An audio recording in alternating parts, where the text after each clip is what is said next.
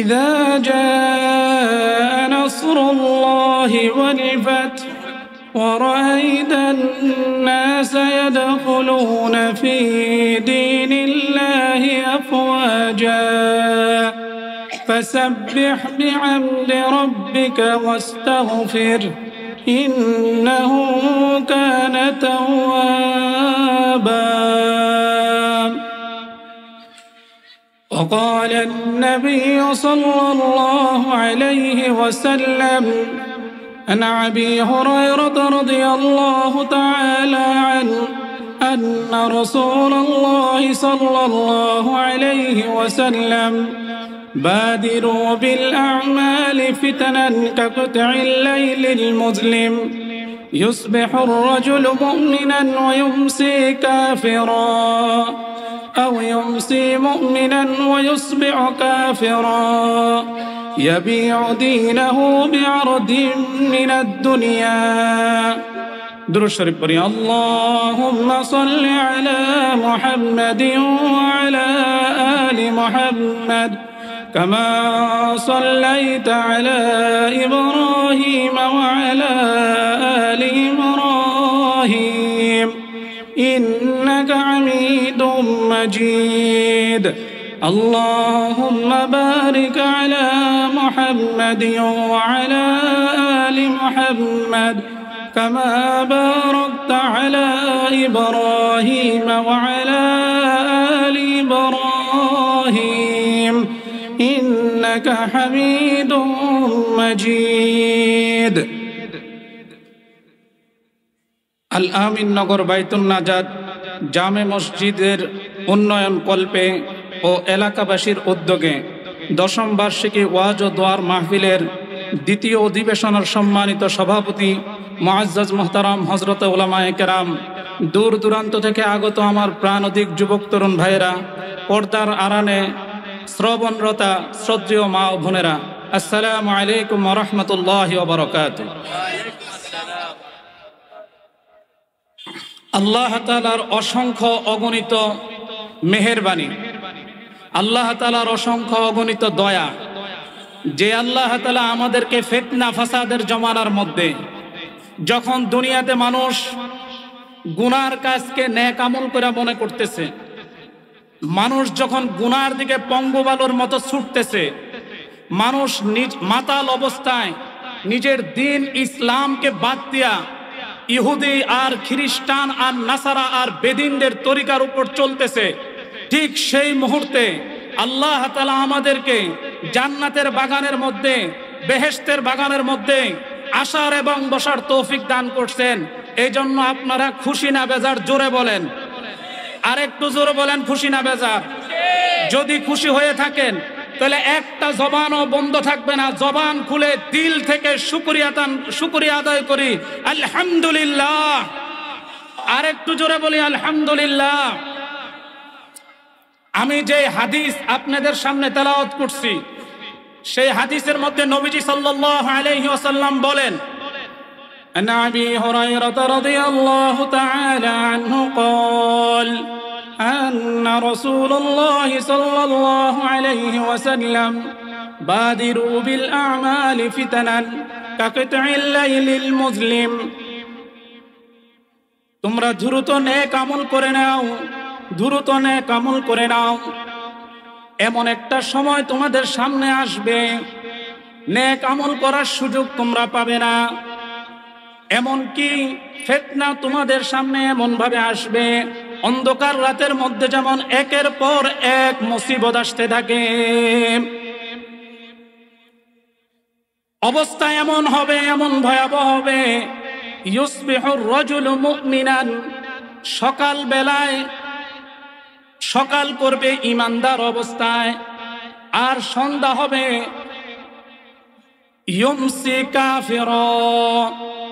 ইউসবিহুর রাজুলু মুমিনান ওয়া ইউমসি কাফিরা, সন্ধ্যা করবে, সকাল করবে ইমানদার অবস্থায়, আর সন্ধ্যা হতে হতে তুমি বেদিন কাফের হয়ে যাবে।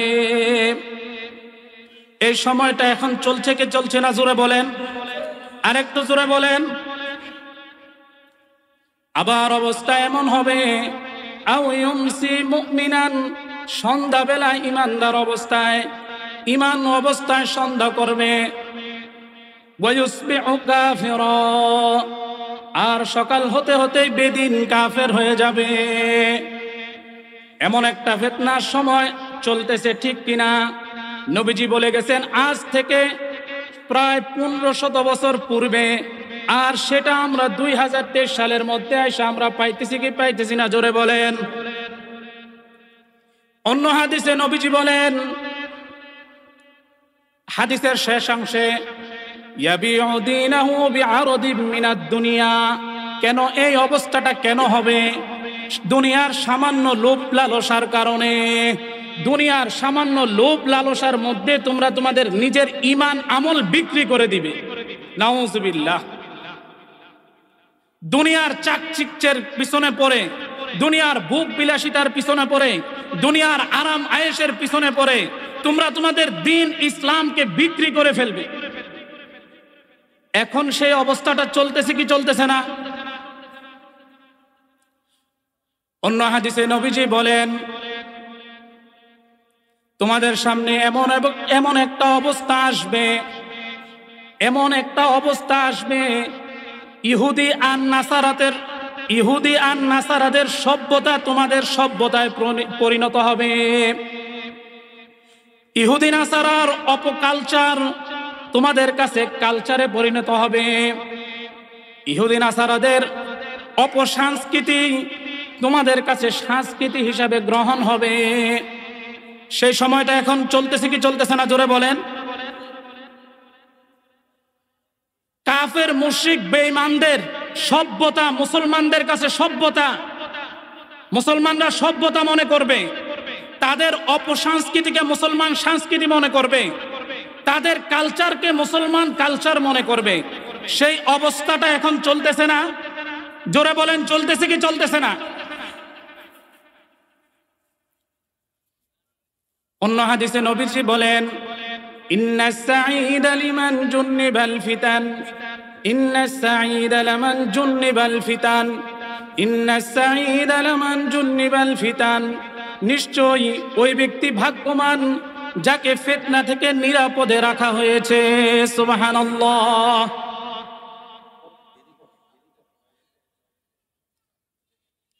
আজ আমরা একদম মাথার চুল কাটার থেকে নিয়ে শুরু করে জীবনের প্রতিটা ক্ষেত্রে, জীবনের প্রতিটা পর্যায়ে ইহুদি আর নাসারাদের তরিকা আমরা অবলম্বন করছি কি করছি না? জোরে বলেন তো।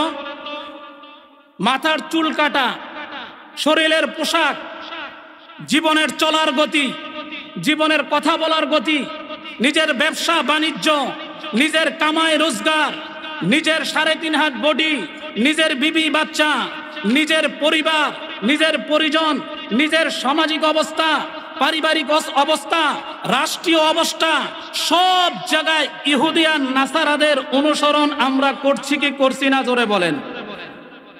করছি না? নবীজি বলে গেছেন যা আমরা এখন পাইতেছি তা, ঠিক কিনা? জোরে বলেন। পাইতেছি, একটাও এদিক সেদিক নাই, চুল পরিমাণ এদিক সেদিক নাই, হবেও না। নবীজির কথার মধ্যে কোনো সন্দেহ নাই, লা শাক্কা ফি কালামিকা, এই কথার মধ্যে কোনো সন্দেহ নাই, ঠিক কিনা? চিল্লায়া বলেন। আজ আমরা নবীর ভবিষ্যৎবাণী, নবীজির হাদিস পুঙ্খান্ন রূপে আমাদের সামনে বাস্তবায়িত হইতেছে। উদাহরণস্বরূপ, এখন যেই মাসটা চলতেছে সেই মাসটা কিসের মাস? জোরে বলেন। ডিসেম্বর মাস, এবং এই মাসটা বিজয়ের মাস, ঠিক কিনা? জোরে বলেন। বিজয়ের মাস। আল্লাহ তাআলা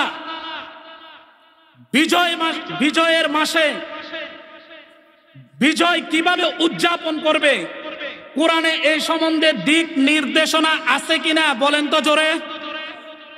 আরেকটু জোরে বলেন, আছে কিনা? অবশ্যই আছে। তার আগে আমি বলতেছি, পৃথিবীতে এমন অনেক দেশ আছে যারা বছরের পর বছর, যুগের পর যুগ যুদ্ধ চালায়ে যাইতেছে, কিন্তু দেশকে তারা স্বাধীন করতে পারে নাই, ঠিক কিনা? দৃষ্টান্ত আমাদের সামনেই ফিলিস্তিন। 70 বছর যাবৎ ফিলিস্তিনের মধ্যে যুদ্ধ চলতেছে। ও মুসলমান ভাইয়েরা, ও বাঙালি ভাইয়েরা, আজ 9.5 মাসের, শুধু 9 মাসের যুদ্ধে আমরা আমাদের দেশের লাল সবুজের পতাকাকে সমুন্নত করেছি। আল্লাহ আমাদেরকে বিজয় দান করেছেন। আল্লাহ আমাদের 30 লক্ষ শহীদের রক্তের বিনিময়ে আমাদেরকে স্বাধীনতা দান করেছেন। স্বাধীনতার বিজয় উদযাপন কিভাবে করতে হবে সেই দৃষ্টান্ত, সেই নমুনা, সেই অবস্থা আল্লাহ কুরআনে কারীমের মধ্যে বাতায়ে দিয়েছেন। সকলেই বলি সুবহানাল্লাহ। কোন দেশ বিজয় অর্জন করে নিজেদের শক্তি সাহসের দ্বারা? জোরে বলেন, নিজেদের বাহুর বলে, শক্তির বলে? না, বিজয় দান করেন কে? একসাথে জোরে বলেন, কে দান করেন? আর একটু জোরে বলেন। বিজয় দান করেন একমাত্র আল্লাহ। বিজয় দান করার মালিক কে? আমি যতক্ষণ কথা বলবো মেহেরবানি করে আমার সাথে একটু কথা বলতে হবে। আমি ওয়াজ করবো না, ওয়াজ করবো আমার পরে যারা বড় বড় ওলামায়ে কেরাম আসতেছেন ওনারা ওয়াজ করবেন। আমি ওয়াজ করবো না, আমি প্রয়োজনীয় কিছু কথা বলবো। শুনতে রাজি আছেন আপনারা? জোরে বলেন, আছেন রাজি? ঠিক আছে। তাহলে এই বিজয় কে দান করেন? আল্লাহ দান করেন। 30 লক্ষ শহীদের রক্তের বিনিময়ে আমাদের দেশটা স্বাধীন হয়েছে। একটা দেশ স্বাধীন হলে সেই দেশের স্বাধীনতা কিভাবে উদযাপন করবে আল্লাহ কুরআনে কারিমে তার দিক নির্দেশনা দিয়েছেন। আর দিয়েছেন 2টা সূরার মাধ্যমে। আল্লাহ তাআলা 2টা সূরার মধ্যে বিজয়ের উদযাপন কিভাবে করবে তার দিক নির্দেশনা আল্লাহ দিয়েছেন। বলেন সুবহানাল্লাহ। আল্লাহ বলেন, এক সূরায় আল্লাহ দৃষ্টান্ত, এক সূরায় আল্লাহ দিক নির্দেশনা দিয়েছেন। সেই সূরাটার নাম হলো সূরাতুল ফাত। 26 পারার মধ্যে আল্লাহ বলেন, ইন্না ফাতাহনা লাকা ফাতহাম মুবিনা লিয়াগফিরা লাকা আল্লাহু মা তাকদ্দামা মিন যামবিকা ওয়া মা তাআখার ويتم نعمته عليك ويهديك صراطا مستقيما।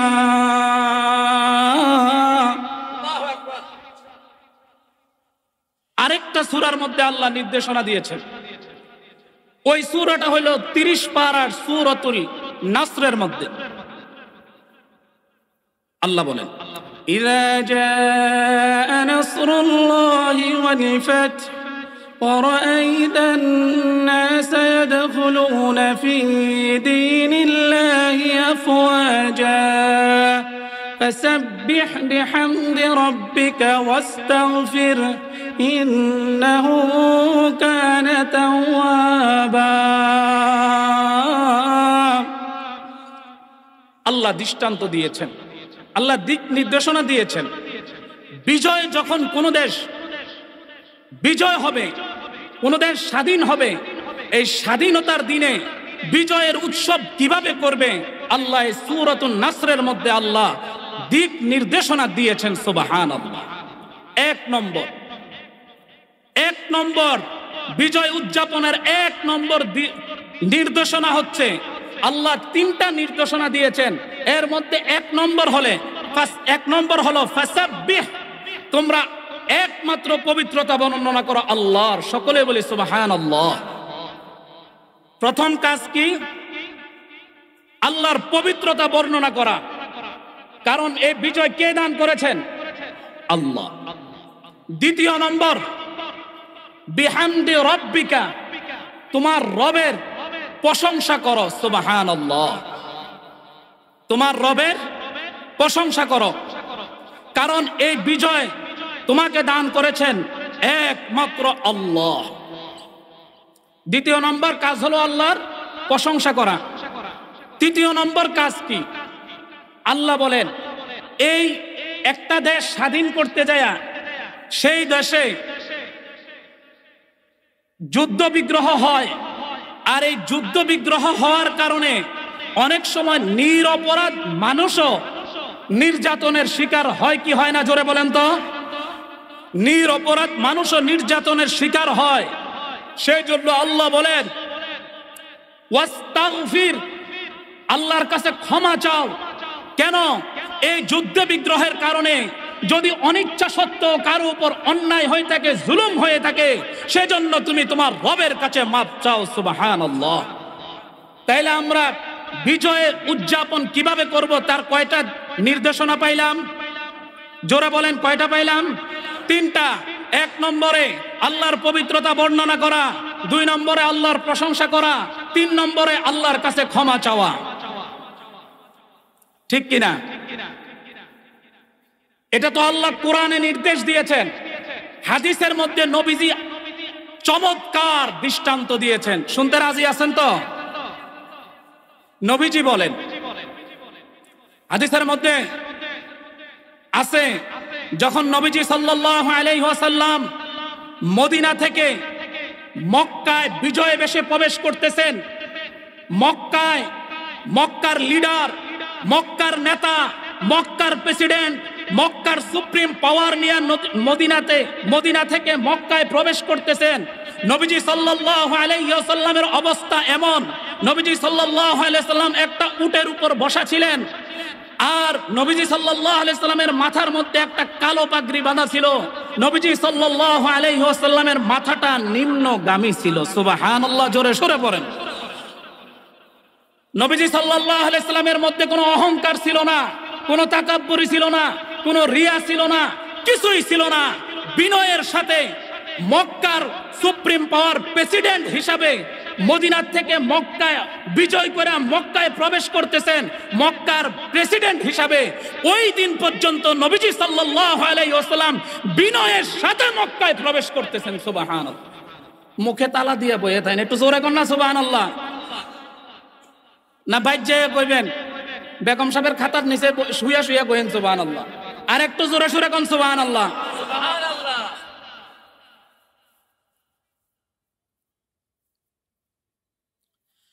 মক্কায় প্রবেশ করছেন মক্কার প্রেসিডেন্ট হিসাবে বিনয়ের সাথে। আজকে আমরা একটু ব্যবসা বাণিজ্য ভালো হলে, পোশাক আশাকে দেখতে শুনতে ভালো হলে, কোন রকমের একটা পদ পজিশন পাইয়া গেলে আমাদের ভাবে, আমাদের অহংকারে, আমাদের দেমাগে, আমাদের পা জমিনে লাগে না। ঠিক কিনা? জোরে বলেন ঠিক কিনা? এটা হলো আমাদের মনোভাব। অথচ আমাদের আদর্শ, আমাদের মডেল, আমাদের আইকন, যাকে আমরা অনুসরণ করব, হযরত মুহাম্মদুর রাসূলুল্লাহ সাল্লাল্লাহু আলাইহি ওয়াসাল্লাম মক্কার প্রেসিডেন্ট হিসাবে মক্কায় ঢুকতেছেন বিনয়ের সাথে। সুবহানাল্লাহ। মক্কায় প্রবেশ করলেন, মক্কায় প্রবেশ করে সোজাসুজি চলে গেলেন হযরত উম্মে হানি রাদিয়াল্লাহু তাআলা আনহার ঘরের মধ্যে। সেখানে যাইয়া নবীজি সাল্লাল্লাহু আলাইহি ওয়াসাল্লাম 8 রাকাত নামাজ পড়লেন। বলেন জোরে সোরে সুবহানাল্লাহ। কয় রাকাত নামাজ পড়লেন? 8 রাকাত। সেই নামাজের নাম হইল সালাতুল ফাত, বিজয়ের নামাজ। সুবহানাল্লাহ। আমরা বিজয় উদযাপন করি কিভাবে? আর আমাদের নবী, আমাদের কলিজার টুকরা হযরত মুহাম্মদুর রাসূলুল্লাহ সাল্লাল্লাহু আলাইহি ওয়াসাল্লাম বিজয় উদযাপন কিভাবে করতে হবে শরীরে নবী দেখাই দিয়ে গেছেন, শিখাই দিয়ে গেছেন। ঠিক কিনা?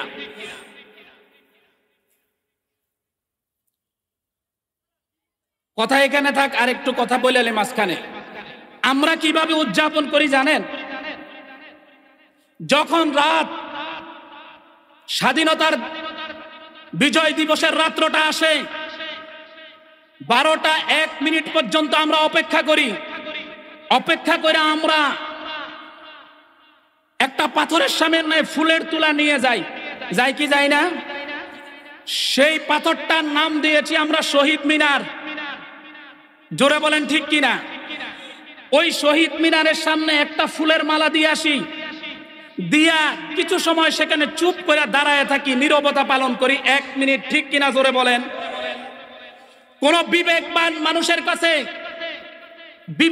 মানুষের কাছে আমার এই প্রশ্ন, যখন এই ফুলের তোড়াটা দিয়া 1 মিনিট নীরবতা পালন করলাম, এই 1 মিনিট নীরবতা পালন করার কারণে এই যারা দেশের জন্য জীবন দিল, যারা দেশের জন্য নিজের রক্ত ঝরাইলো, 30 লক্ষ মা বোন শহীদ হয়ে গেল। এই দেশকে যারা স্বাধীন করেছে, স্বাধীনতা আমাদেরকে এনে দিয়েছে, দেশকে যারা বিজয় করেছে, এই 30 লক্ষ শহীদের তারা চুপচাপ যে ফুল দিয়া দাঁড়ায়া নীরবতা পালন করলাম, এই 30 লক্ষ শহীদ কি পাইল বলেন? জোরে বলেন, কিছু পাইছে? গোড়ার ডিম পাইছে, আন্ডা পাইছে। কিছু পাইছে? পায় নাই। সেখানে ফুলের তোড়া দিয়া দাঁড়ায়, চুপচাপ দাঁড়ায় নীরবতা পালন করে। এটা কাদের কালচার? মুখ খুলেন, কাদের কালচার? ইহুদি, খ্রিস্টান, কাফের, বৌদ্ধ, ইহুদি, নাসারা, খ্রিস্টানদের এই কালচার, ঠিক কিনা জোরে বলেন? নবীজি বলে গেছেন আজ থেকে আরো 1500 পূর্বে এমন একটা সময় আসবে, মুসলমানেরা ইহুদি আর নাসারার বেদিন কাফিরদের সভ্যতাকে সভ্যতা হিসাবে মুসলমানরা গ্রহণ করবে। এটা কি গ্রহণ করছে কে, কি করছে না? জোরে বলেন। বাস্তব প্রমাণ আছে কি আছে না? এখন একটা ফুলের তোড়া দিয়ে যে চুপচাপ দাঁড়ায় লইলেন, আপনি দাঁড়ায় থেকে 30 লক্ষ শহীদের রক্তের সাথে গাদ্দারি করলেন কিনা? জোরে বলেন। 30 লক্ষ শহীদের সাথে রক্তের সাথে এই গাদ্দারি করা নবী মুহাম্মদুর রাসূলুল্লাহ সাল্লাল্লাহু আলাইহি সাল্লাম শিখাই দিয়ে যান নাই।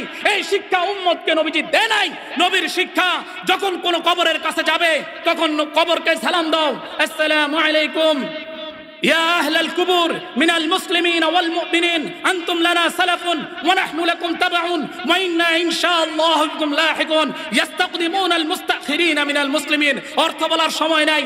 নবীর আদর্শ হলো কবরের কাছে যাও, যায় এইভাবে সালাম দিয়া কবর জিয়ারত। সুবহানাল্লাহ। বাইচাত যায়া কইেন।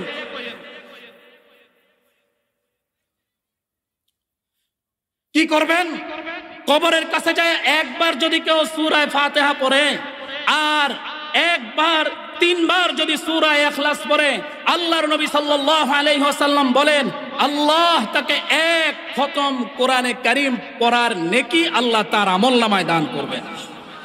আপনি যদি বাংলাদেশের স্বাধীনতা যারা এনে দিয়েছে, এদেশের জন্য যারা রক্ত দিয়েছে, এদেশকে যারা স্বাধীন করেছে, বিজয় যারা ছিনিয়ে এনেছে, যারা দেশকে স্বাধীন করে গেল, তাদের জন্য যদি শহীদদের জন্য কিছু করতে চান, ওই শহীদ মিনারে যায় ফুল দেওয়ার কোনো দরকার নাই। যদিও চান যে আপনি নীরবতা, খ্রিস্টানদের অনুকরণ আপনি করবেন না, আপনি তাদের জন্য সূরা ফাতিহা পড়েন, সূরা ইখলাস পড়েন, দুরূদ শরীফ পড়েন, পড়ে এরপর দোয়া করেন, ওগো আল্লাহ এদেশকে যারা স্বাধীন করছে, এদেশের জন্য যারা জীবন দিছে, এদেশের জন্য যারা ইজ্জত দিছে, তাদের জন্য আল্লাহ আমি এই আমল করলাম, এর সওয়াব আল্লাহ তুমি 30 লক্ষ শহীদের কবরে পৌঁছায় দাও। নবী বলেন এই কথাটা বলতে দেরি, এই সওয়াব তাদের কবরে পৌঁছতে দেরি নাই। এটা কার আদর্শ? জোরে বলেন। আল্লাহু আকবার। এখন আমরা করি কি? আমরা করি কি? বিজয় দিবসের নাম দিয়ে দোকান থেকে বক্স ভাড়া করে এনে সেখানে কনসার্টের আয়োজন করে ছেলে মেয়ের বেহায়াপনা আর উলঙ্গপনা ওপেন করে দিয়ে নাচ আর গানের আয়োজন করি কি করি না? জোরে বলেন। আরে কথা বলে মজা লাগতেছে না, আপনারা কথা বলতে হবে তো। আমরা এটা করি কি করি না? জোরে বলেন। নাম দিছি বিজয় দিবস, শহীদদের স্মরণে, ঠিক কিনা? কত বড় গাদ্দার, কত বড় নিমুখ হারাম, কত বড় অকৃতজ্ঞ মানুষ নাম দিছে শহীদের রক্তের জন্য বিজয় উদযাপন করব, বিজয় দিবস পালন করব, সেখানে নাচ আর গানের বাজার কায়েম করে দিয়ে অশ্লীল আর বেহায়াপনা ছড়াই দিয়ে শহীদদের সাথে বেঈমানি করা হইতেছে কি হইতেছে না? জোরে বলেন। তাদের কবরে সওয়াব পৌঁছবে না গুনাহ পৌঁছবে? করলাম তাদের সওয়াবের জন্য, করা দরকার ছিল, কোরআন পড়া দরকার ছিল, জিকির আজকার করা দরকার ছিল, সেগুলি না করে তাদের রক্তের সাথে গাদ্দারি করে চুপচাপ খাড়ায় থাকি, এরপরের দিন নাচ গানের আয়োজন করে সওয়াবের জায়গায় তাদের কবরে আমরা গুনাহ পৌঁছাইতেছি, ঠিক কিনা? আর এই মাসটা আসলে শহীদদের মোহাব্বত আমাদের দিলের মধ্যে, অন্তরের মধ্যে লাড়া মারে। ঠিক কিনা জোরে বলেন?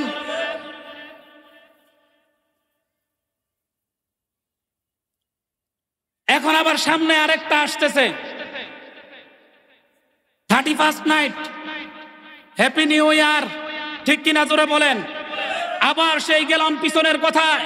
নবীজি বলছেন এমন একটা সময় আসবে ইহুদি নাসারাদের অসভ্যতা মুসলমান সভ্যতায় পরিণত করবে, তাদের কালচার মুসলমানদের কালচার হবে, তাদের অপসংস্কৃতি মুসলমানের সংস্কৃতি হিসাবে গ্রহণ করবে। এই কথাটা ঠিক কিনা জোরে বলেন, একসাথে বলেন।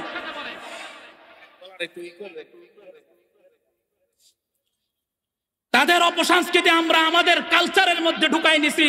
ও মুসলমান, তুমি উন্নতি হইতে উন্নত করতে করতে করতে করতে তোমার মুসলমানের উন্নতির শিখর যদি আসমান পর্যন্ত লেগে যায়, খোদার কসম আল্লাহর নবী মুহাম্মদুর রাসূলুল্লাহ সাল্লাল্লাহু আলাইহি ওয়াসাল্লামের তরিকার আদর্শ আর মডেল বাদ দিয়ে মুসলমান জীবনে কোনোদিন উন্নতি করতে পারবে না।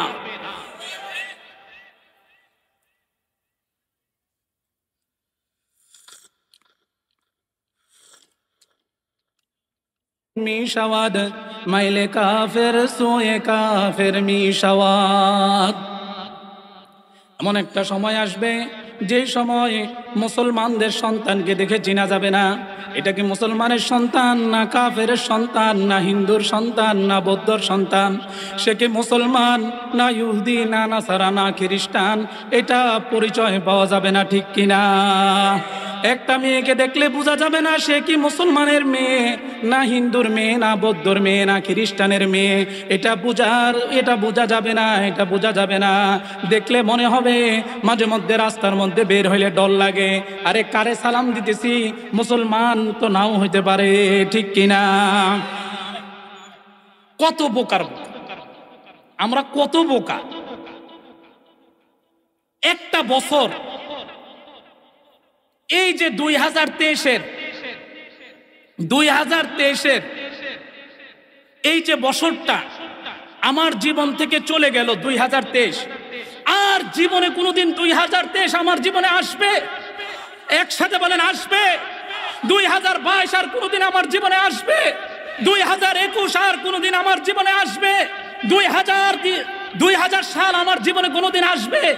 আমি কিভাবে আমার জীবনের হায়াত শেষ হয়ে যেতেছি, আর আমি খ্রিস্টান আর ইহুদিদের তরিকা নিয়ে হ্যাপি নিউ ইয়ারকে স্বাগতম জানানোর জন্য ফুলের মালা নিয়ে আমি দাঁড়ায় রয়েছি, হাতের মধ্যে বুম নিয়ে দাঁড়ায় রয়েছি।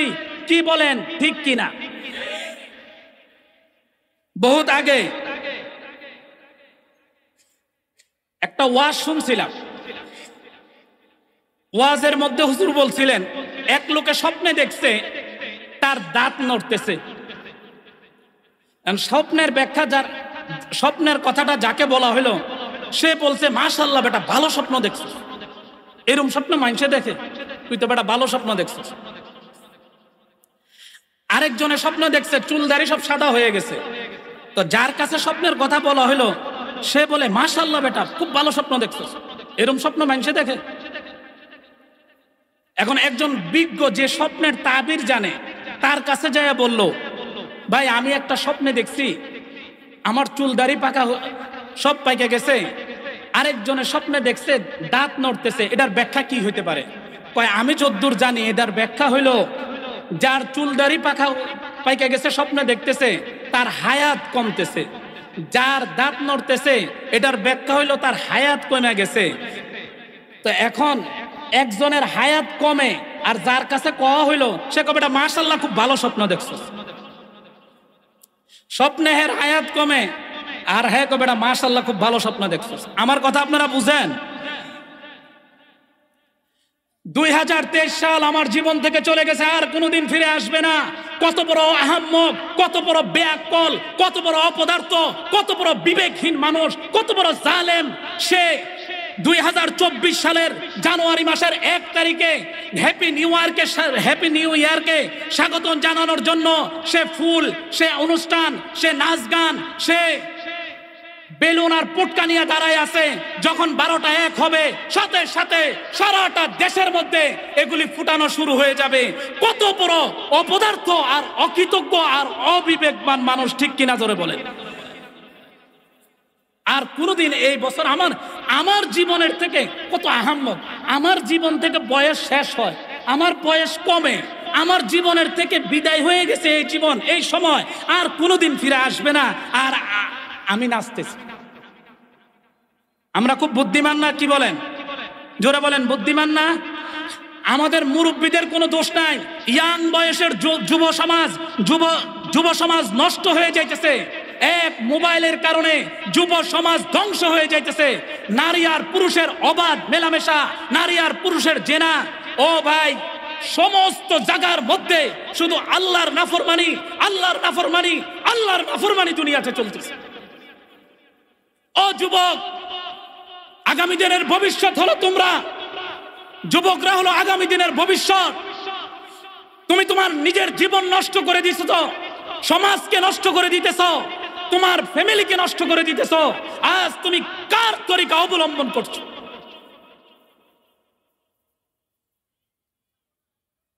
আর আমাদের বিবাহ শাদীর কথা এগুলি আর কি বলবো। মসজিদের সভাপতি, মসজিদের সেক্রেটারি, মসজিদের ক্যাশিয়ার, মসজিদের কমিটির লোক, এই জাতীয় মানুষের ছেলে মেয়ের বিয়ের অনুষ্ঠানও এই নাচ গান থেকে বাদ যায় না, ঠিক কিনা জোরে চিল্লায়া বলেন। মসজিদের ইমাম সাহেব এই কথা বললে বেচারার চাকরি যায়, চাকরি লইয়া টানাটানি। আপনি মসজিদের একজন সভাপতি, আপনি মসজিদের একজন সেক্রেটারি, আপনি মসজিদের একজন ক্যাশিয়ার, আপনার মেয়ের বিয়েতে, আপনার ছেলের বিয়েতে আপনি কনসার্টের আয়োজন করতেছেন, পুরা এলাকার সমস্ত মানুষকে ঘুম হারাম করে দিতেছেন। ও বলেন না, মুসলমানের সন্তানেরা এইরকম ক্যাশিয়ার মুসলমানের সমাজের মসজিদের ক্যাশিয়ারি হওয়ার যোগ্যতা রাখে কি রাখে না? এইরকম সভাপতি মসজিদের সভাপতি হওয়ার যোগ্যতা রাখে কি রাখে না?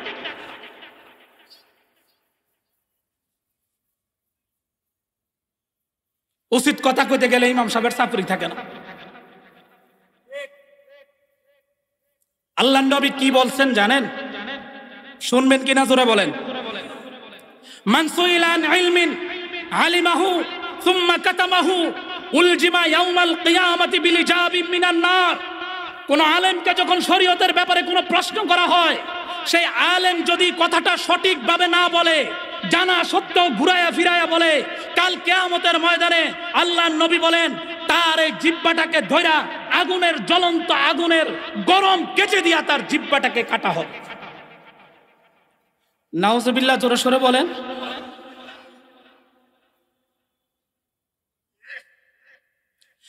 সভাপতি সাহেবের কি এতটুকুর ইমানের তাকত নাই, এতটুক গায়রত নাই, এতটুক লজ্জা নাই যে আমার ছেলের বিয়ে, আমার মেয়ের বিয়ে, আমার মেয়ের বিয়েতে আমি কেন এই আয়োজন করব? আল্লাহ তো আমাকে একটা মসজিদের সভাপতি বানাইছে, সুবহানাল্লাহ। আল্লাহ আমাকে একটা পজিশন দান করছেন। সমাজে 10টা মানুষ আমার কথা শুনে, আমার কথায় 10টা মানুষ আসে, সমাজের মধ্যে আমার একটা প্রভাব আছে। আমি একটা মসজিদের সভাপতি। ও আল্লাহ, আমার এই বিবেকের ভিতরে কি শয়তানে পায়খানা করে দিল? আমার আকলের মধ্যে কি শয়তানে পেশাব করে দিল? লজ্জাও লাগে না? এজন্যই তো নবীজি হাদিসের মধ্যে বলেন, ইযা লাম তাস্তাহি ফাসনা মা শিতা। যদি তোমার লজ্জা না থাকে তাহলে তুমি যা ইচ্ছা তাই করতে পারো।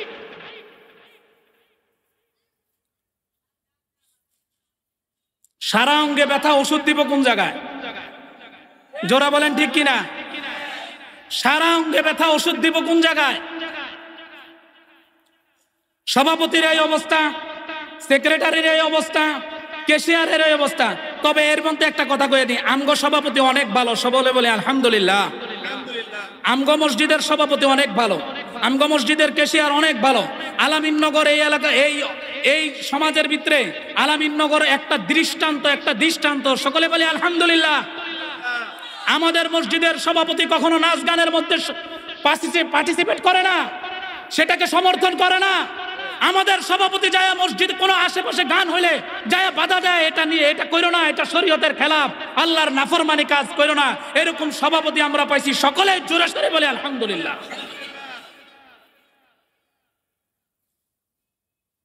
আরে দুনিয়াতেই সার্টিফিকেট দিয়ে দিতেছি এই সমস্ত মানুষগুলি জান্নাতি, সুবহানাল্লাহ। কে জান্নাতি এর কাজ জাহান্নামী, এটা দুনিয়ার থাকতেই চিনা যায় মিয়া। কয় চিনা বামনের পয়তা লাগে না, ঠিক কিনা জোরে বলেন? আমার আচার ব্যবহারে, আমার উঠা বসায়, আমার কৃষ্টি কালচারে মানুষ প্রমাণ হয়ে যাবে এই ছেলেটা সভ্য না অসভ্য, এ ভদ্র না অভদ্র, এ দুনিয়াদার না আখিরাতদার, সে কি ভালো না খারাপ, এটা প্রমাণ হয়ে যাবে।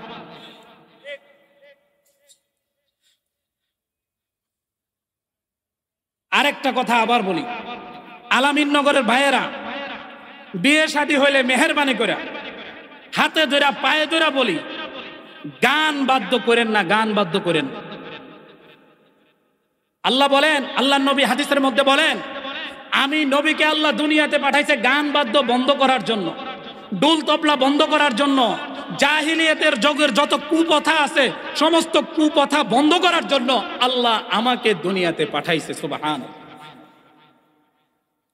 নামাজ পড়তে পারি না এক গুনাহ, সুদ খাই এক গুনাহ, হারাম খাই এক গুনাহ, চোখ দিয়া অন্য মহিলাকে দেখি এক গুনাহ, নাচ গান দেখি এক গুনাহ, 24 ঘন্টা মোবাইলের মধ্যে পড়ে থাকি এক গুনাহ, অপরের নারী দেখি এক গুনাহ, মহিলাদের সাথে কথা বলি এক গুনাহ, গার্মেন্টসে যাই একসাথে ডিউটি করি এক গুনাহ, অন্তরের গুনাহ, চোখের গুনাহ, মনের গুনাহ, অঙ্গ প্রত্যঙ্গের গুনাহ, গুনাহ হইতেই আছে, হইতেই আছে, হইতেই আছে, হইতেই আছে।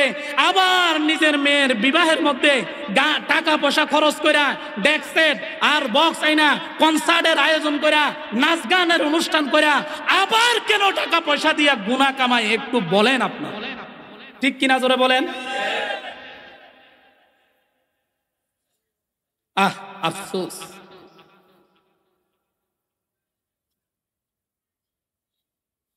এই জন্য আল্লাহ তাআলা আমাদেরকে এই গুনাহ থেকে হেফাজত করুন, সকলেই বলি আমি। তো আল্লাহ যে আমাদেরকে স্বাধীনতা দান করছেন, আবার আমার কথায় ফিরে আসতেছে,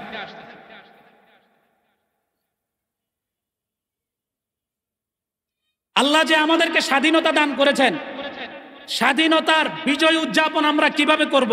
ভাই আর 10 মিনিট পরে কথা শেষ হয়ে যাবে, একটু বসি। স্বাধীনতার উদযাপন আমরা কিভাবে করব? নবীজি প্রেসিডেন্ট হইয়া, দেশের নেতা হইয়া, মক্কার নেতা হইয়া নবী মক্কাতে প্রবেশ করতেছেন, মনে আছে? যখন প্রবেশ করতেছেন নবীজির মাথা নিম্নগামী বিনয়ের সাথে প্রবেশ করলেন, সরাসরি চলে গেলেন উম্মে হানি রাদিয়াল্লাহু তাআলা আনহার ঘরের মধ্যে, সেখানে যায় 8 রাকাত নফল নামাজ পড়লেন। সেই নফল নামাজের নাম হলো সালাতুল ফাতহ, বিজয়ের নামাজ, বিজয়ের নামাজ। এবার সেখান থেকে বাইর হলেন, বাহির হয়ে এবার নবীর আদর্শ কি, জোরে সোরে বলেন সুবহানাল্লাহ। নবীর আদর্শ কি? নবী বলতেছেন, আইয়ুহান নাস, আইয়ুহান নাস, হে লোক সকল, এদিকে আসো তোমরা। এখন নবী যে মক্কায় ঢুকতেছেন, মক্কার কাফেরদের অন্তরের মধ্যে দুরু দুরু কাঁপানি, ভয়ে ভীত সন্ত্রস্ত। হ্যাঁ, আজকে মুহাম্মদ মক্কায় নেতা হয়ে ঢুকতেছে, মুহাম্মদ আমাদের সাথে কি আচরণ করে? কারণ মুহাম্মদকে যে তারা কি কষ্ট দিছে, তারা কি ভুলে গেছে সব? এটা আপনারা ভুলে যেতে পারেন। মক্কার কাফেররা আমগো মতো এত মগা ছিল না, ঠিক কিনা জোরে বলেন?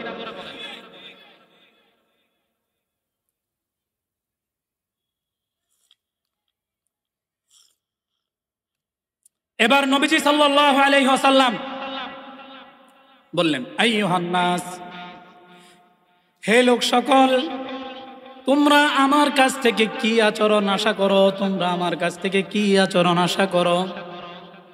যারা একটু মুরব্বী প্রকৃতির, যারা একটু চাচার বয়সের, তারা বলল, ও মুহাম্মদ, একজন উদার মনের ভাতিজার কাছে চাচারা যা আশা করে আমরাও তোমার কাছে তা আশা করি। সুবহানাল্লাহ। বাইজে কইন, আর একটু আস্তে কোন।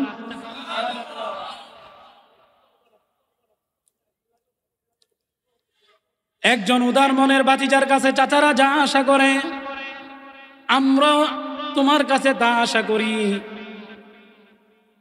আচ্ছা ঠিক আছে, যারা ভাইয়ের বয়সের তাদেরকে জিজ্ঞাসা করলো, তোমরা আমার কাছ থেকে কি আশা করো?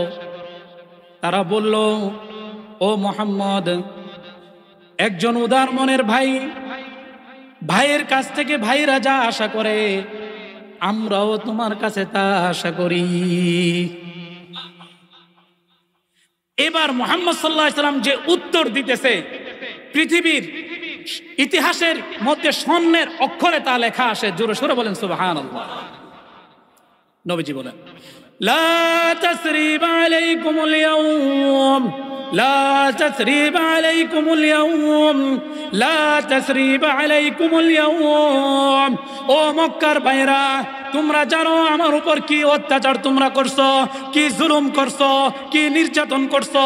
আমি যখন নামাজের সেজদায় যাইতাম, উটের পচা নারী পুরি আমার মাথার উপর দিয়ে দিতা, আমাকে সেজদার মতো যাইতা ধরে রাখতা, আমাকে তোমরা কষ্ট দিতে দিতে মক্কার থেকে আমাকে, আমার জন্মভূমির থেকে আমাকে বিতাড়িত করছো, আমার রাস্তার মধ্যে কাটা বিছাই দিছো, আমার সাহাবীদের উপর নির্যাতন করছো। তোমরা সকলেই জানো আমার উপর কি অত্যাচার তোমরা করছো। আজকে তোমরা আমার কাছ থেকে কি আশা করো? আমি তোমাদের ব্যাপারে ঘোষণা দিলাম, লা তাসরিবা আলাইকুমুল ইয়াওম, আমি সকলকে সাধারণ ক্ষমা ঘোষণা করে দিলাম।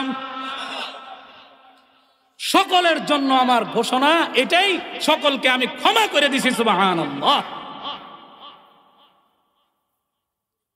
তবে আমাদের মানুষের মধ্যে মানুষের ক্ষমার দৃষ্টান্ত হলো, যদি দুনিয়াতে কোনো মানুষকে উপকার করে, এক সময় যখন ওই মানুষটার সাথে কোনো কারণে তার সাথে একটু মন মালিন্য হয়, তখন ওই মানুষটা আরেকটা মানুষের সাথে বলে, এই লোকটাকে একদিন আমি উপকার করছিলাম, কোনো কারণে সে আমার সাথে বেঈমানি করেছে।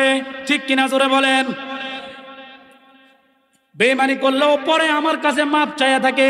ওই কথাগুলো মনে করে একজন আরেকজনকে লজ্জা দেয় কি দেয় না? জোরে বলেন। মুহাম্মদুর রাসূলুল্লাহ সাল্লাল্লাহু আলাইহি ওয়াসাল্লাম বললেন, ও আমার ভাইয়েরা শোনো, আমি তোমাদেরকে এমন ভাবে ক্ষমা করে দিলাম, আমি তোমাদের ব্যাপারে আমার কাছে কোনো অভিযোগ নাই, এবং তোমরা যে আমাকে কষ্ট দিয়েছো, আমার উপর অত্যাচার করেছো, আমাকে জুলুম করেছো, সেই কথা মনে করেও আমি কোনোদিন তোমাদেরকে লজ্জা দিব না। আরে ভাই সুবহানাল্লাহ, বাইর হয় না। কয় হুজুর কইতে কইতে তো হরান হয়ে গেছে, আর কত কইতাম। ঠিক কিনা জোরে বলেন? ওই এটাও বাইর হয় না। ঠিক কিনা? এটাও বাইর হয় না। এই জন্য মুহাম্মদ সাল্লাল্লাহু আলাইহি সাল্লামের জীবনের আদর্শকে আমরা আমাদের আদর্শ বানাবো। ঠিক আছে তো ইনশাআল্লাহ? ঠিক আছে তো ইনশাআল্লাহ? এবার আরেকটা কথা কই, আমি কিন্তু বয়ান করতেছি না, আমি জাস্ট একটু আলোচনা ঘরের কথা কইতেছি। ঠিক কিনা? বয়ান করবো এশারের পরে হুজুররা, বড় বড় হুজুররা। ভূমিকম্প কেন হয় জানেন? জোরে বলেন না, কেউ জানেন? ভূমিকম্প হয়, বিজ্ঞান এটার একটা দৃষ্টান্ত দিয়েছে। বিজ্ঞান বলে এই পৃথিবীর জমিনের নিচে প্লেট আছে, প্লেট। এই প্লেটগুলি কাঁপতে থাকে, কাঁপতে কাঁপতে প্লেটগুলি যখন একটা থেকে আর একটা বাড়ি লেগে সরে যায়, তখন জমিনের উপরের সমস্ত কিছু জমিনের নিচে তলায় আছে। এটা কার উক্তি? বিজ্ঞানের। কথা কইতে হইব রে ভাই, এটা কার উক্তি? বিজ্ঞান বলে এটা বিজ্ঞানের উক্তি। কিন্তু নবীজি হাদিসের মধ্যে এর চেয়ে চমৎকার একটা কথা বলেন। শুনতে রাজি আছেন তো? জোরে বলেন, রাজি আছেন তো? নবীজি বলে এই পৃথিবীর মাটির নিচে একটা বিশাল বড় পাথর আছে, পাথর। সুবহানাল্লাহ বলেন। বিজ্ঞান বলে প্লেট। ওই প্লেটগুলির নাম হলো টেকটনিক প্লেট। টেকটনিক প্লেট জমিনের নিচে আছে, এটা বিজ্ঞানের উক্তি। আর মুহাম্মদুর রাসূলুল্লাহ সাল্লাল্লাহু আলাইহি ওয়াসাল্লাম বলেন প্লেট নয়, পাথর। তবে ওই পাথরটা কত বড়? কই এই পৃথিবীর দৈর্ঘ্য এবং প্রস্থ এবং ওয়েট যতটুকু, ওই পাথরটার ওয়েট তার চেয়েও বেশি। সুবহানাল্লাহ।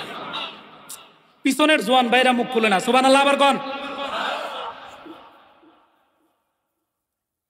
ওয়েট তার চেয়েও বেশি। এখন নবীজি হাদিসের মধ্যে বলেন, যখন আল্লাহ পৃথিবী বানাইলেন, বানানোর পানি অবস্থায় ছিল, পানির মধ্যে আল্লাহ বিশাল একটা মাছ তৈরি করলেন। ওই মাছ কি পানির মধ্যে স্থির থাকে না নড়াচড়া করে? নড়াচড়া করে। ওই মাছও নড়াচড়া করতেছিল। মাছ এই পরিমাণে নড়াচড়া করতেছিল, দুনিয়া সবকিছু নড়তেছিল। আল্লাহ কোরআনের মধ্যে বলেন, ওই পাথরের নড়াচড়া বন্ধ করার জন্য আল্লাহ তাআলা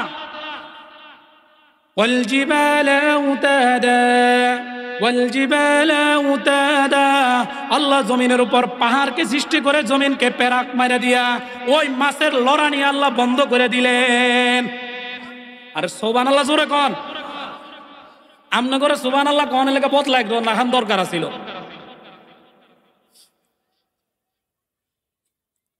তো ওই মাছ যখন লড়তেছিল, আল্লাহ পাহাড় বানায়া মাছের লাফানি আর লড়া বন্ধ করে দিলেন।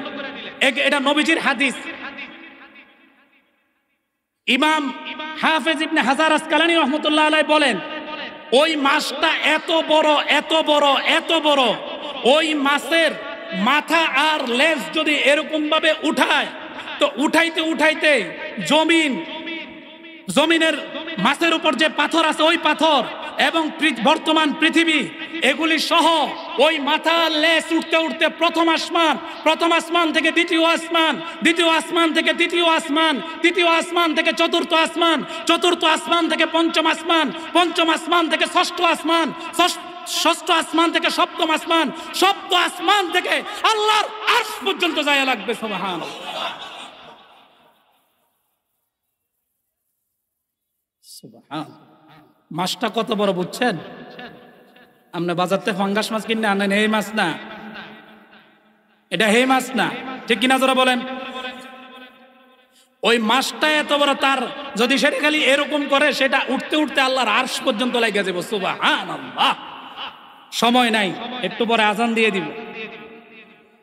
এক আব্দুল্লাহ ইবনে সালাম ইসলাম গ্রহণ করে না, ইহুদি পণ্ডিত ছিল।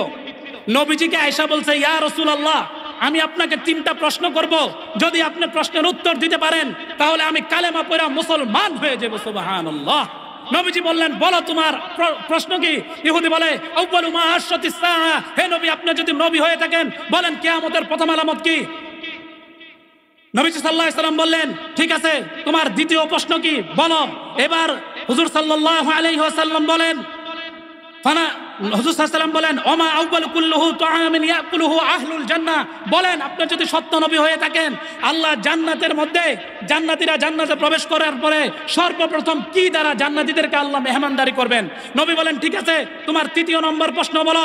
নবীজি বললেন, ইহুদি বলেন মা বাপের গর্ভ থেকে যে মায়ের গর্ভ থেকে যে সন্তান আসে, সন্তান কেন বাবার মতো হয়, কেন মায়ের মতো হয়? ইয়া রাসূলুল্লাহ, এই 3টা প্রশ্নের উত্তর যদি আপনি দিতে পারেন, আমি কালেমা পড়া মুসলমান হয়ে যাব। সুবহানাল্লাহ। এবার একটু জোরে বলেন তো, নবীজি উত্তর দিতে পারবে কি পারবে না? আপনাদের উত্তর শুনে বোঝা যায় নবীজি পারবে না। আরো জোরে বলেন, পারবে কি পারবে না? পারবে তো? এবার নবীজি বলেন, ও আব্দুল্লাহ ইবনে সালাম, তোমার প্রথম প্রশ্ন ছিল কিয়ামতের প্রথম আলামত কি? শোনো, ফানারুন তাহশুরু মিনাল মাশরিকি ওয়া তাদরুদান নাস ইলাল মাগরিব, কিয়ামতের প্রথম আলামত, পৃথিবীর পূর্ব প্রান্ত থেকে একটা আগুন বাইর হবে। ওই আগুনটা পৃথিবীর পূর্ব প্রান্তের মানুষদেরকে দৌড়াইয়া ধাওয়া কইরা পৃথিবীর পূর্ব প্রান্তের মানুষদেরকে পশ্চিম প্রান্তে নিয়ে জমা করবে। 1 নম্বর আলামত। 2 নম্বর, তুমি বলছো জান্নাতের মধ্যে আল্লাহ জান্নাতীদেরকে সর্বপ্রথম কি দ্বারা মেহমানদারি করবে? ও আব্দুল্লাহ ইবনে সালাম, শুনো, জান্নাতের মধ্যে আল্লাহ জান্নাতীদেরকে একটা মাছের কলিজা দিয়ে মেহমানদারি করবেন। তাফসীরে ইবনে কাসিরের মধ্যে লেখেন, আল্লাহ যে জান্নাতীদেরকে জান্নাতের মধ্যে যে মেহমানদারি করবেন, সেই মাছটা কোন মাছ জানোনি? সেই মাছটা হইল ওই মাছ যে মাছের পিঠের উপর বর্তমান দুনিয়াটা অবস্থান করছে। সুবহানাল্লাহ। এবার কি লেগে ওই মাছের কলিজা দিয়ে খাইবো, এটা আবার আরেক ব্যাখ্যা। এটা কইতে কইতে আজানের সময় পার হয়ে যাবে। নবীজি উত্তর দিলেন, একটা মাছের কলিজা দিয়ে আল্লাহ মেহমানদারি করবে জান্নাতীদেরকে। এবার নবীজি বলেন, তোমার 3 নম্বর প্রশ্ন ছিল মায়ের গর্ভ থেকে সন্তান দুনিয়াতে ভূমিষ্ঠ হয়, বাবার মতো কেন হয়, মায়ের মতো কেন হয়, এই প্রশ্ন। এখন আমি এই প্রশ্নের উত্তরটা বলবো না, কারো যদি জানা থাকে, কারো যদি জানতে প্রয়োজন হয় আমার কাছে বলবেন, আমার সাথে জিজ্ঞাসা করলে আমি বলে দিব। নবীজি 3টা প্রশ্নের উত্তর নবীজি দিয়ে দিলেন। ওই আব্দুল্লাহ ইবনে সালাম সোজাসুজি দাঁড়ায় গেলেন আর নবীর দিকে তাকায়া বললেন, আশহাদু আল্লা ইলাহা ইল্লাল্লাহু ওয়া আশহাদু আন্না মুহাম্মাদান আবদুহু ওয়া রাসূলুহু। এখনো সুবহানাল্লাহ বাইরে। সুবহানাল্লাহ। কথা বুঝছেননি? তো আল্লাহ নবীজি 3টা প্রশ্নের উত্তর দিলেন। এবার আব্দুল্লাহ ইবনে সালাম তো মুসলমান হয়ে গেছে। আব্দুল্লাহ ইবনে সালাম বলে, হে মুহাম্মদ, আমি যেই প্রশ্ন জানতে চাইছিলাম আমি হুবাহু আমার প্রশ্নের উত্তর আমি পাইয়া গেলাম। এখন ভূমিকম্প কেন হয়? বিজ্ঞান বলে জমিনের নিচে টেকটনিক প্লেট আছে, নবীজি বলে প্লেট নয়, পাথর আছে, পাথরটা মাছের উপর আছে, মাছটা এত বড়, মাছটা কাঁপতে থাকে। আবার ভূমিকম্পের একটা স্কেল আছে। ভূমিকম্পের স্কেল হচ্ছে, প্রথম স্কেল হচ্ছে 3 ধরনের। একটা হলো স্বাভাবিক পর্যায়ের নরমাল, আর একটা মধ্যম পন্থা, আর একটা হলো সর্বোচ্চ। শুনবেন কিনা জোরে বলেন। নিম্ন হলো 1.34 যখন থাকে এটা হইলো একদম সামান্য। এটা যখন হয় জমিনের মধ্যে কোনো টের পাওয়া যায় না। বিজ্ঞান বলে প্রতি মুহূর্তে প্রতিনিয়ত এই ভূমিকম্প হইতে থাকে, আমরা টের পাই না। দ্বিতীয় স্কেল হচ্ছে 5.6। এটা হলো মাঝারি ধরনের, যেটা আমাদের এই ডিসেম্বর মাসের গত 2 তারিখ 9:30 হয়েছে। ঠিক কিনা জোরে বলেন। এটার বাংলাদেশের আবহাওয়া অফিস এটার একটা মাপ পত্রিকায় লেখছে, সেটার পরিমাণ ছিল 4.6, 5.6। তার সময় ছিল 33 সেকেন্ড, কিন্তু আমার কাছে 33 সেকেন্ড মনে হয় নাই, 5-6 সেকেন্ড মনে হয়েছে। সর্বোচ্চ হইল 7.1234 যা হয়। যখন এটা 6 থেকে 7 পর্যায়ে চলে যাবে ভূমিকম্পের মাত্রা, তখন এই সারা দুনিয়াটা তলায় যায়। ভূমিকম্প সর্বপ্রথম যেটা হয়েছে চীনের মধ্যে 1556 সালে। এই ভূমিকম্পের মধ্যে একসাথে 8.5 লক্ষ বাড়ি ঘর মানব দানব মানুষকে জমিনের উপরে থেকে জমিনের নিচে নিয়ে গেছে। কয় লক্ষ? 8.5 লক্ষ। এরপরে একবার হচ্ছে ইন্দোনেশিয়ার মধ্যে 2,27,000 মানুষ জমিনের উপর থেকে জমিনের নিচে নিয়ে গেছে। তৃতীয় নম্বরে কিছুদিন আগে ফেব্রুয়ারি মাসে হয়েছে তুরস্কর মধ্যে মাত্র 39 সেকেন্ডের ভূমিকম্প। এগুলি সব 7 পর্যায়ের বড় ভূমিকম্প। 39 সেকেন্ডের ভূমিকম্পে 40 থেকে 45 হাজার মানুষ পৃথিবীর উপর থেকে পৃথিবীর নিচে নিয়ে গেছে। বাংলাদেশের আবহাওয়া অফিস এগুলি ভালোভাবে বিস্তারিত বলার সময় নাই, খালি আপনাদেরকে টাচ করে যাইতেছি। বাংলাদেশের আবহাওয়া অফিস একটা জরিপ করছে। বাংলাদেশে ইতিপূর্বে বাংলার জমিনের ভিতরে 141 বার ভূমিকম্প হয়েছে। 141 বার ভূমিকম্প হয়েছে, আমরা টের পাই নাই। আমার জানা মতে আমি খালি 4টা ভূমিকম্প টের পাইছি। একদিন ফজরের সময় 4টার সময় হয়েছে, কি হয়েছে না জোরে বলেন। এরপরে এই মাসের 2 তারিখে হয়েছে, এটা টের পাইছি। আরেকদিন আরো 2 দিন টের পাইছি। আপনারা পাইছেন কিনা জোরে বলেন, পাইছেন? আরে বাংলাদেশের আবহাওয়া অফিস সতর্কবাণী দিছে, যেই দেশের মধ্যে বড় বড় ভূমিকম্প হয় সেই দেশের মধ্যে ভূমিকম্প আসার আগে ভূমিকম্পের সিগন্যাল চলতে থাকে। বিগত 15 বছরের মধ্যে বাংলাদেশের মধ্যে 141 বার ভূমিকম্প হয়ে গেছে। এখন বাংলাদেশের আবহাওয়া অফিস সতর্কবাণী, তারা আশঙ্কা করতেছে বাংলাদেশের সামনে বড় পর্যায়ের ভূমিকম্প হওয়ার আশঙ্কা আছে। যদি তারা একটা গবেষণা করে দেখছে, যদি বাংলাদেশে ভূমিকম্প হয় 7.14 এর মাত্রায় যদি ভূমিকম্প হয়, এই ভূমিকম্প হওয়ার সাথে সাথে বাংলাদেশের ঢাকা শহরের থেকে প্রায় 70 থেকে 72 হাজার বিল্ডিং মানব সহ মাটির নিচে তলায় যাবে। বলেন আল্লাহ আপনি আমাদেরকে হেফাজত করেন, বলেন বলেন আল্লাহ আপনি আমাদেরকে হেফাজত করেন। 70 থেকে 72 হাজার বিল্ডিং যদি তলায় যায়, আমাদের এই 6 তলা বিল্ডিং এর ভিতরে যদি 4টা ইউনিট হয়, কয়টা পরিবার বাস করে? বড় বড় গার্মেন্টস এর ভিতরে কত শত শ্রমিক খাটে, কত হাজার শ্রমিক খাটে, একটা মার্কেটের মধ্যে কত মানুষ কাজ করে। ও আল্লাহ, ও আল্লাহ আপনি আমাদেরকে এই আযাব থেকে হেফাজত করেন। এবার এই আযাব কেন আসে এটা জানার দরকার আছে না নাই? আপনাদের নাই, যদি থাকতো তাহলে আরো জোরে কইতেন। আছে না? আরেকটু জোরে বলে আসেনি? এবার আল্লাহ দিতেছে জবাব। ظهر الفساد في البر والبحر بما كسبت أيدي الناس ليذيقهم بعض الذي عملوا لعلهم يرجعون। জলস্থলের মধ্যে যত বিপর্যয় হয়, যত অবস্থার পরিবর্তন হয় মিন দশে, এই সব বিপর্যয়গুলি বান্দা, এগুলি সব আইদিন নাস, মানুষের হাতের কামাই। আল কাসব উপার্জন করা, ইয়াদুন হাত, নাস মানুষ, বিমা কাসাবাত আইদিন নাস, এগুলি মানুষের হাতের কামাই। আমাদের ঘরে ছোট বাচ্চারা আছে না, বাচ্চারা, এই বাচ্চা যখন মনে করেন এই বাচ্চাটা বিরক্ত করতেছে, বাচ্চা যখন বিরক্ত করে, বাপ মায় বিরক্ত হয়ে কি বলে? এই তুই আর আমারে ডিস্টার্ব করিস না, এই যা তো এনতে, এই আর করিস না, এরকম ধমক দেয় কি দেয় না? ঠিক আল্লাহ বলেন জমিনের উপর যখন গুনাহ হয়, সমুদ্রের মধ্যে গুনাহ হয়, জমিনের উপর গুনাহ হয়, পৃথিবীর আনাচে কানাচে যখন গুনাহ হয়, গুনাহ এই পরিমাণ গুনাহ হয়, জমিন আর এই গুনার ভার সইতে পারে না। তখন জমিন আল্লাহকে ডাক দিয়া বলে, ওগো আল্লাহ আমার উপর এমন গুনাহ হইতেছে, আমি সহ্য করতে পারতেছি না, আল্লাহ আমার সহ্য করার ক্ষমতা নাই। আল্লাহ ওই যে মাছ যে আল্লাহ তৈরি করছে, আল্লাহ ওই মাছকে হুকুম করে দে একটু লড়াইয়া।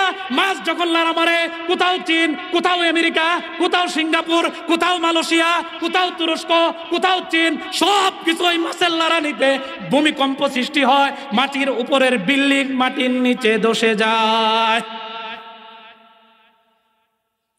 এবার বুঝছেন ভূমিকম্প কেন হয়? কেন হয়? গুনার মানুষের গুনার কারণে। জোরে বলেন ভূমিকম্প কেন হয়?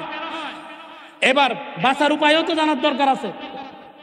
বাঁচার উপায় কি সেটাও আল্লাহ বলে দিছে। বাঁচার উপায় হইল তওবা। বাঁচার উপায় কি? আল্লাহ যত গুনাহ করছি, যত অন্যায় করছি, যত অপরাধ করছি, আল্লাহ আপনার কাছে মাপ চাই। ওগো আল্লাহ আমি আর গুনাহ করব না। আল্লাহ আমার গুনার কারণে আপনি জমিনের উপর আযাব আর গজব দিয়ে আমাদেরকে শেষ করে দিয়েন না। বান্দা যখন চোখের পানি ছাড়ায় আল্লাহর কাছে তওবা করে, কয় তুই যতই গুনাহ করছস বান্দা, গুনাহ করতে করতে পাহাড় পরিমাণ গুনাহ করে ফেলছস, তো তোর চোখের পানিটা চোখের থেকে বাইর হইয়া নাকের আগে আসার আগে আগে আমি তোর পিছনের জীবনের সমস্ত গুনাহ মাফ করে দিই। তাহলে ভূমিকম্প গুনার কারণে আসে, ভূমিকম্প থেকে বাঁচার উপায় হলো তওবা। আমরা তওবা করবো তো ইনশাআল্লাহ। আজকে এই পর্যন্ত আজান হইতেছে, যদি সামনের সময় সুযোগ হয় ইনশাআল্লাহ বলবো। আল্লাহ আমাদেরকে যে কথাগুলো বললাম শুনলাম সকলকে আমল করার তৌফিক দান করুন। আমিন। ওয়া আখিরু দাওয়ানা আলহামদুলিল্লাহি রাব্বিল আলামিন।